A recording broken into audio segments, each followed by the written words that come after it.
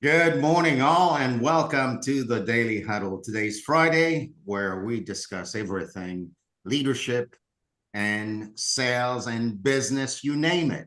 You come here on Fridays to be empowered as a business owner, to be empowered as a CEO, to be empowered as the one who dreams your dreams for the world and make it real through enterprise. Inga, welcome. I have a question for you. Okay. How do extroverts change light bulbs? Probably very loudly. You would expect that, but guess what? What is it? Extroverts don't change light bulbs. What do they do? They prefer to lighten up the room themselves. Yeah, I can see that.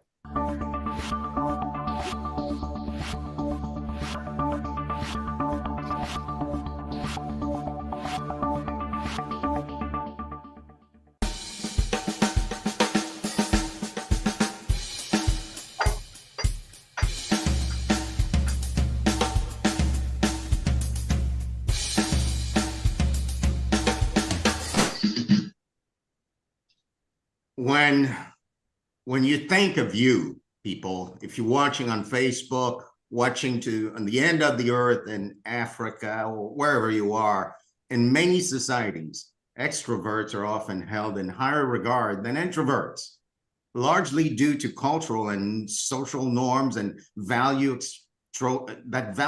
extroversion traits more than introverts, for their sociability, their assertiveness, their outspokenness. Those traits are frequently associated with leadership, charisma, and confidence, which are highly valued in various aspects of society, including the workplace, education, and social settings. And so if you're listening today, you probably fit in one of two categories. You either identify with being an extrovert or identify with being an introvert. And I bet you, wherever you say you fit, you probably want to be in the other camp. So today is an expression of what it is to be an introvert. Our context question is: turn your introverted traits into superpowers and tackle business challenges like a boss. And with us today, we have Inga Faison-Cavitt, but she goes by Ingafay. I'll introduce her to you later. But the promise of this episode is this: you, whichever way you are as an introvert, are to be celebrated. You, whichever way you are as an introvert, will take your natural traits and expand them in such a way that they are your superpowers as a business owner. And before we go, I have a question for Andrea. Andrea, good morning. Good morning, Saurel. What time is it, and who are you going to hug today? The time, and I'm going to do the whole thing as Gio does it. Yeah. It's now. The only time. And who am I going to hug today? You know the answer. The first person, me. And then my daughters. Awesome. Welcome, Andrea. Giovanni, it's great to have you as my partner. Thank you for being here. And tell me, Gio, how are you and what are you grateful for? Thank you, Saurel. Let me see, how am I doing? A few years ago, I discovered that I am the way I say I am. And today I say I am introvert. And one thing I'm grateful for, I am grateful for technology today. Awesome. Gio, I love that you said today I'm introvert. In many societies, it is that people think they're born a specific way and they're stuck with it. And you're pointing to the fact that, gosh, people may identify me as an extrovert, but today I am an introvert. So let me introduce you to the chief introvert of the world. And I do mean that. I want to introduce you to Inga Faison-Cavitt. Ingafay is an authenticity strategist. She left her engineering career to follow her entrepreneurial spirit and now lives her dream life. Dream life full of faith, full of family, full of freedom, full of flexibility and fitness. She enjoys empowering women to live their best life and helps women become top earners by using authentic lead generation and sales strategies that treat people, including themselves, like humans and not numbers. Inga, it's such a pleasure to have you on the Daily Huddle. Welcome. Good morning to you. Yes, thank you for having me. It's a pleasure to be here with you all. So 3 days ago, Inga, on January 2nd, the world celebrated World Introvert Day, a global initiative aimed at recognizing and celebrating the unique qualities of people who are introverted. Yes. So tell me, by way of introducing yourself, tell me about those unique qualities that make you an introvert. So one of the things that I have, and I think introverts have in general, is that we are very good listeners, first and foremost. You were just talking about how the extrovert doesn't need a light, doesn't turn on the light, but they light up the room. Introverts are not like that. They are very much probably in a corner, very much to themselves, observing everything and listening to see what's going on. And as a result of them doing that, they're taking everything in and they're psychoanalyzing everything and just really being very observant, which really allows them to not only be able to listen, like I said, they are great deep thinkers. They also are very bold creators in their own little world. And they have a very, they have a tenacity of focus. That's why most of the time they're by themselves. They want to be by themselves, a group of one, to really be able to focus, to think, and really analyze the things that they're listening to and observing just in everyday life. And those are just a couple of things that they that really resonates with the introverts and that are really quality type of things that will help them make the world a better place. Although oftentimes they're seen as not the type of person that they want to be. So when I say that is they don't often raise their hand and say, I'm an introvert like Gio did, which is very bold. Typically, they resonate with a feeling of having introverted tendencies. That's what they'll say they have, because it's not that introvert, because as many of us know, being an introvert is seen as a bad thing. So they don't want to raise their hand saying, I'm that person. They'll rather say, I just have these kind of tendencies. Yeah, I got that. And as a result of that, that's, sort of a way to fit in the world, right, so to speak. Like, I know I have these tendencies that come naturally to me. If I wake up in the morning, that's the way I am. I live the entire day that way. I go to bed that way. So, Inga, you were speaking about the introverts, and you were using the pronoun they. I'd like for you to switch a little bit now and use the pronoun I. Oh, well, yeah, I is definitely, I am, and I am. Well, yeah, I am an introvert. I guess I was saying it as a group, more as a group, but yes, and that's why I resonate with introverts so well, because I am one myself. I'll give you an example. Tell us about this one. Like, okay, so let me tell you about this one. A moment when your introverted nature felt like a barrier in your business journey, and how did you overcome that? So I grew up, I started my business, really having a business in the direct sales world. And in direct sales, I was mentored by extroverts. So all of the strategies that they were giving me to grow my business was based on a person that was an extrovert. So what I did, because I felt like I had to, was I had to reinvent myself to, I guess, one, fit in, because I thought that was my only way to success, because everyone around me was doing the things that they were doing, and I saw that they got the results that I wanted to have. So it took me a lot of energy to do certain things. One was talk to a stranger. I'm an introvert.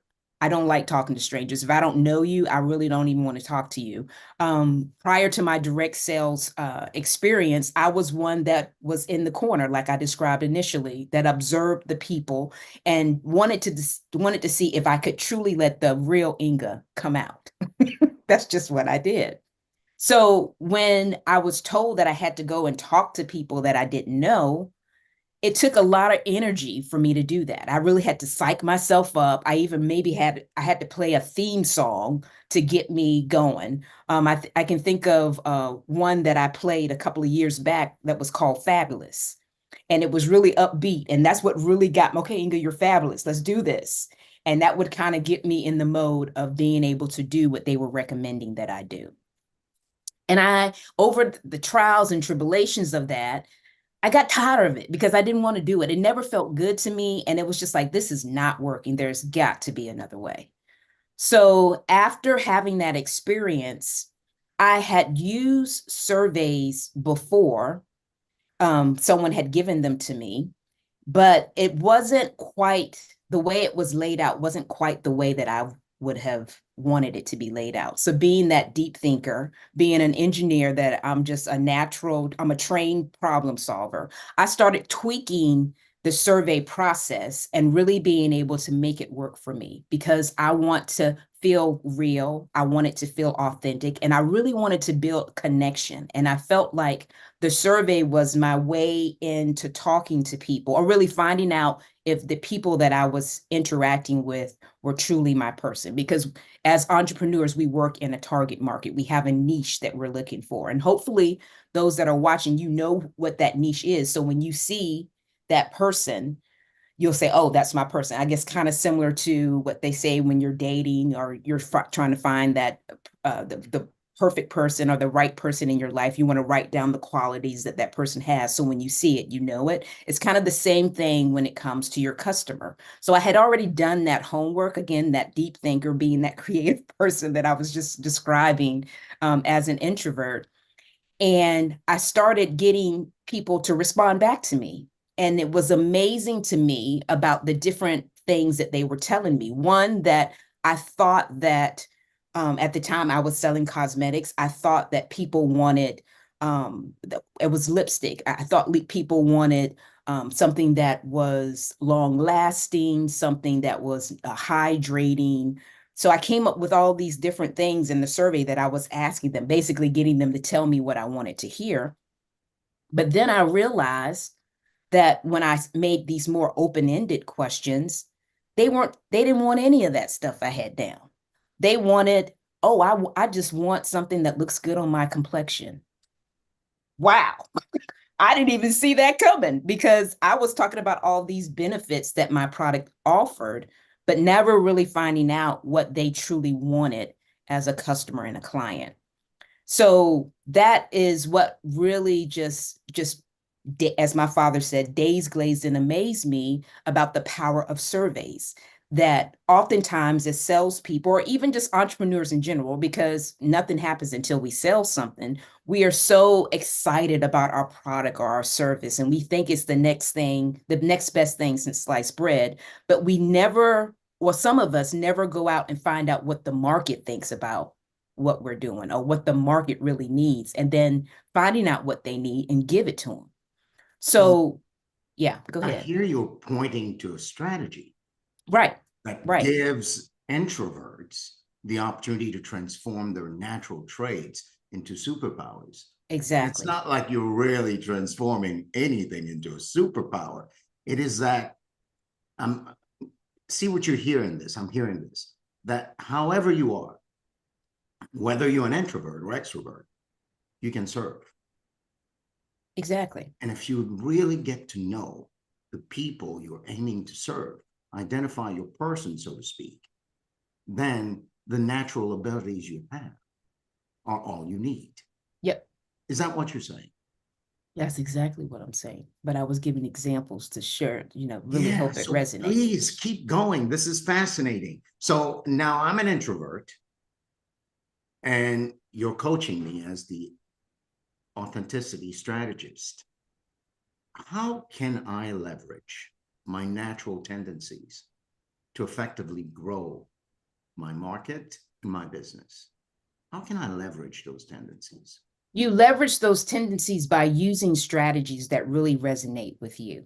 Okay. That's for, say again? Say more about that. So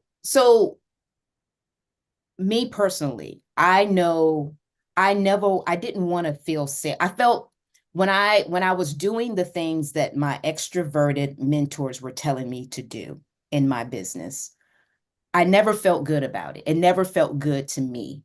And I realized that over time, I realized I wanted to have a heartfelt business where I was really serving people more so than selling to them. Now, this was my personal quest. So I wanted to come up with strategies that allowed me to feel good about what I was doing. The way I help or really resonate with introverts and help them succeed is find out what really resonates with them and what makes them feel good about what they're doing.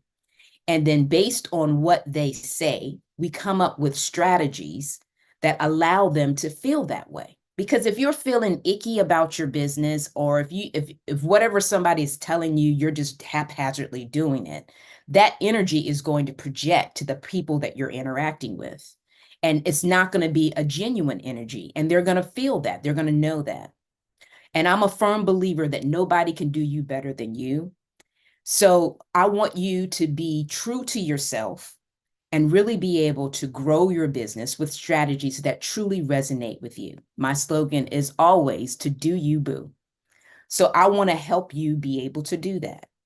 And that's why I call myself an authenticity strategist, because I want you to be authentically you, because that is what's going to really resonate with you. Nobody can do Inga better than Inga.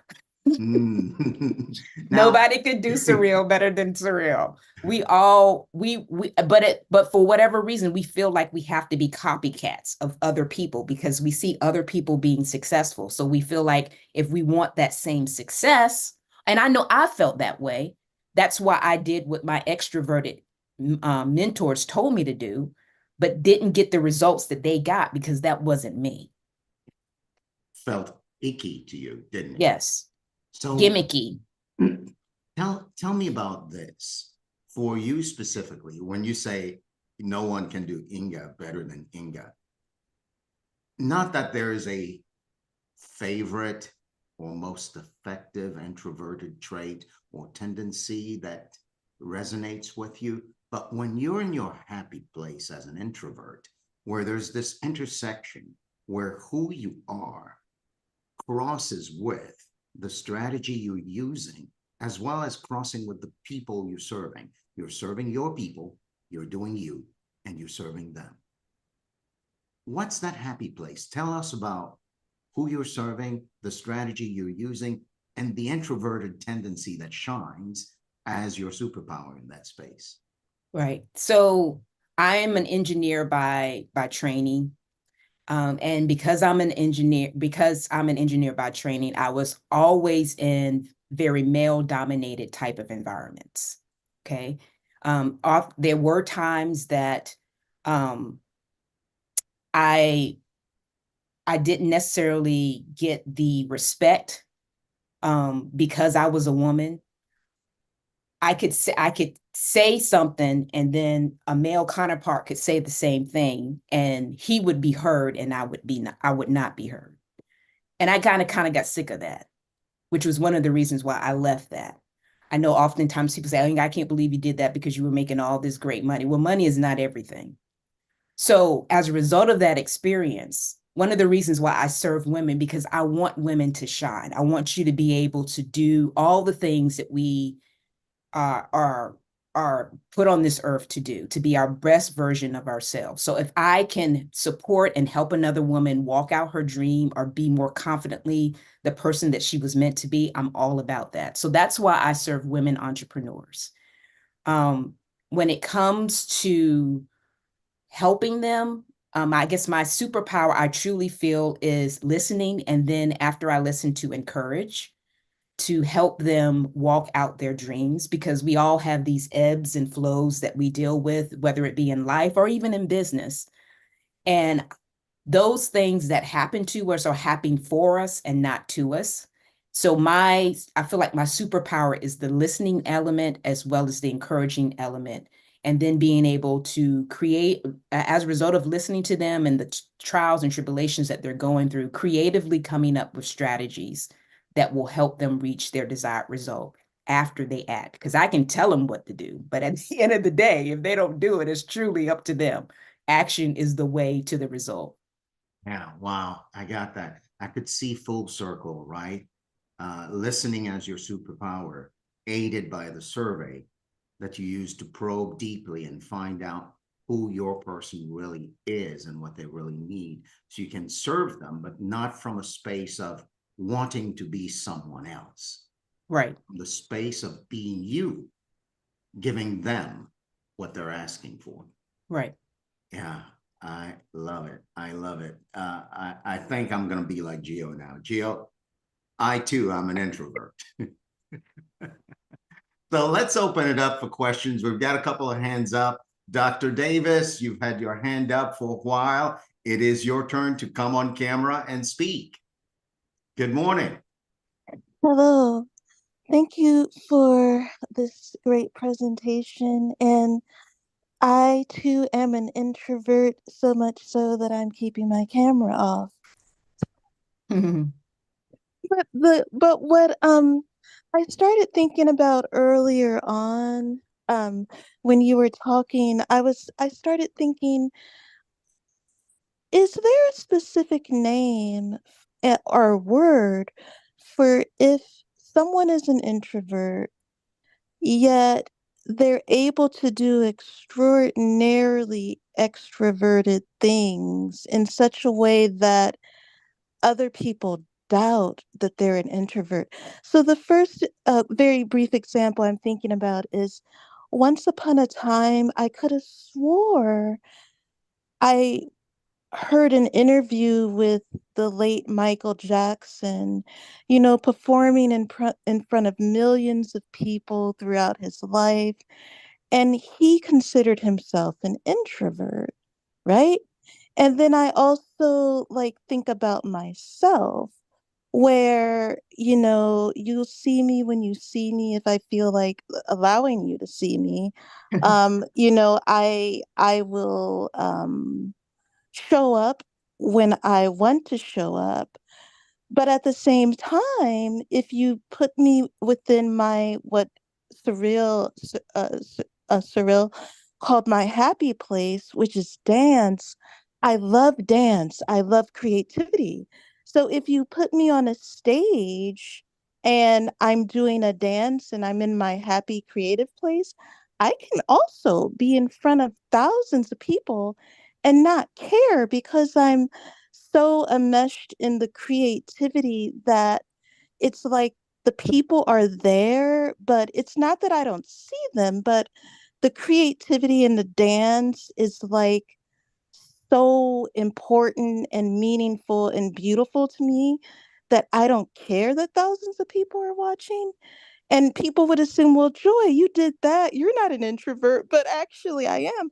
So what do you call that, Miss Inga, where it's like a person definitely is an introvert, definitely with these quote unquote tendencies, but are able to do these very extroverted things with ease if they're in their happy place? Like, is there a word for that? Or I don't necessarily think there's a word for it, but I think it's just you're walking out your purpose. I think anytime that you are doing anything that you're really passionate about, that you're going to step up and do it. Now, I'm pretty sure, Dr. DJ, that after you do your dance, you're going to go into your happy place and go somewhere really quiet so you can rejuvenate yourself and rebuild your energy.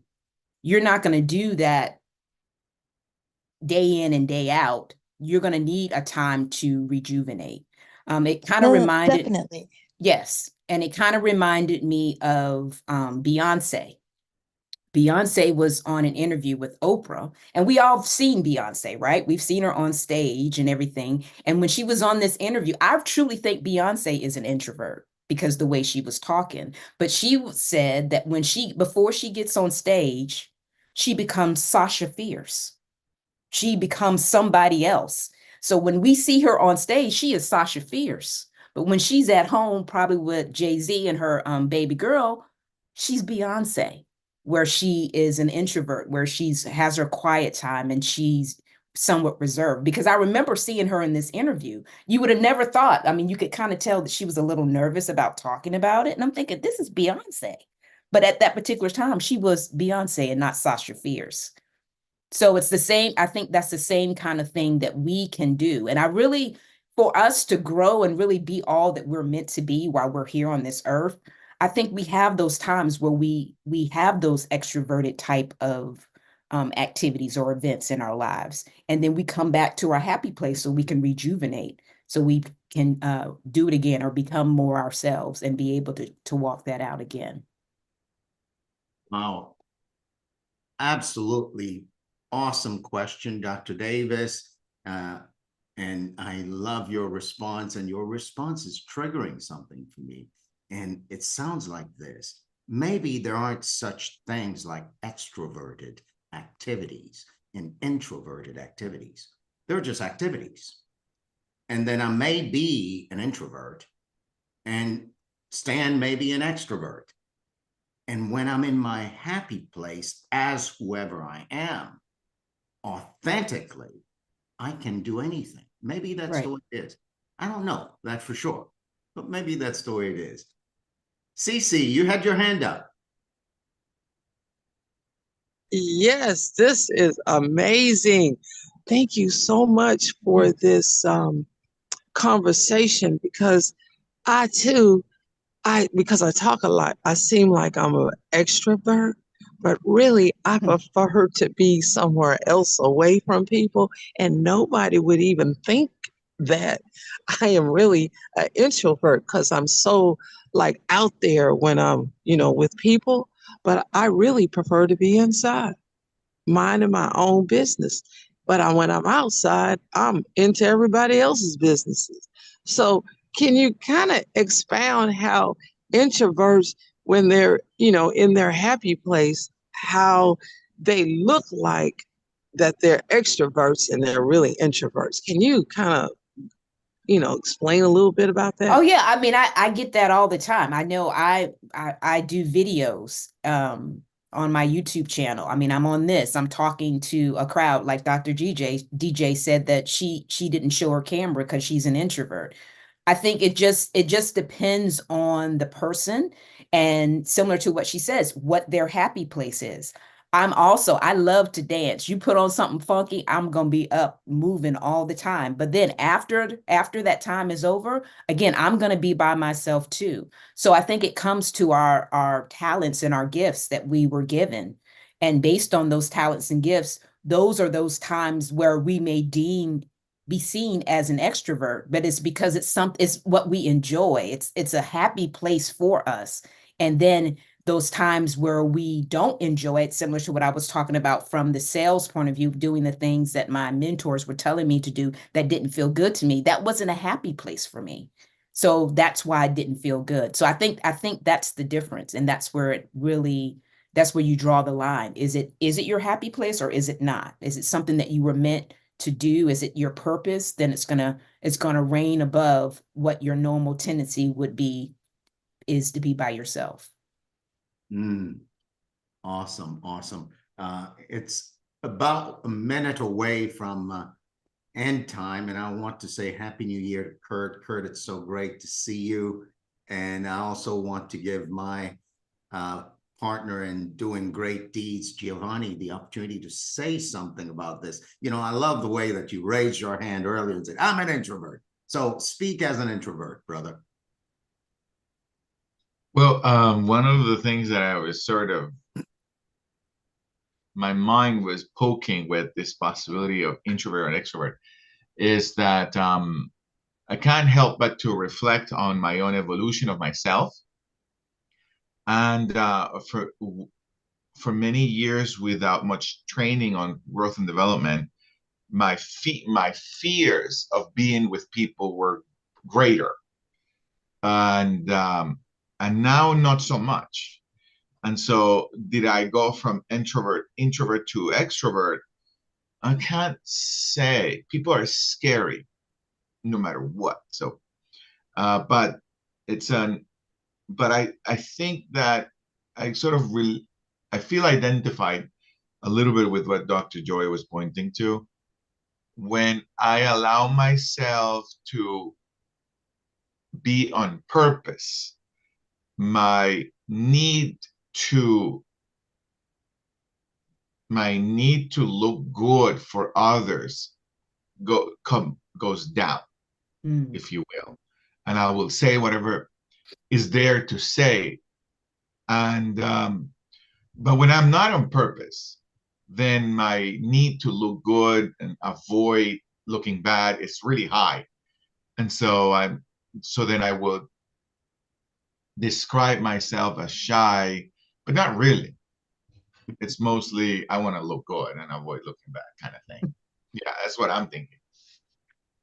That's awesome. I love Gio as an introvert. Everybody, good morning. Stan, good morning. Ingafay, this is the time. It's 9:31. In honor of World Introverts Day, which was on January 2nd, what do you want to say to your world in this moment? I want to say that from one introvert to another, I want you to find your happy place so you can have the joy of doing something that you absolutely love and not have to worry about doing it well, because you know that this is your thing, whatever that may be. So you can really walk out your dreams and do the things that you were meant to do while you were here on this earth, so you can serve others and really help others rise to their gifts and occasions to really share their passion and gifts with the world as well. Thank you. The Authenticity Strategist has spoken, and we'll end today as we usually do with our 8 tenets. I'm inviting everyone listening to join us on Monday for Money Mondays. Our co-hosts Kimberly and Zack Otey will be on. And so today we end with our 8 tenets in honor of all the introverts in the world. So love. Embrace your introverted qualities with love, acknowledging them as unique strengths in your business journey. Laugh out loud. Find some humor in the introvert's perspective. Stress less. Use your introverted abilities to deep thinking to strategically reduce stress and navigate business challenges more calmly. Eat mostly plant-based. Just like a plant-based diet nourishes the body, nurturing your introverted traits feeds your professional growth. Give. Introverts often excel in thoughtful giving, whether it's considered advice or attentive listening in business interactions. Do that. Sleep. Quality sleep recharges you. I love earlier, Inga, when you said, you know, Dr. Davis, after you dance, I bet you go to some place to rejuvenate. So as an introvert or anybody, yes, do rejuvenate, sleep, move. Physical movement can be a powerful tool for introverts to energize their thoughts and foster creativity in their work. And last but not least, check your assumptions. As an introvert, regularly challenge assumptions, both personal and professional, to continuously grow and adapt in the business world. We end on this note. You don't have to be any specific way to be a great businesswoman.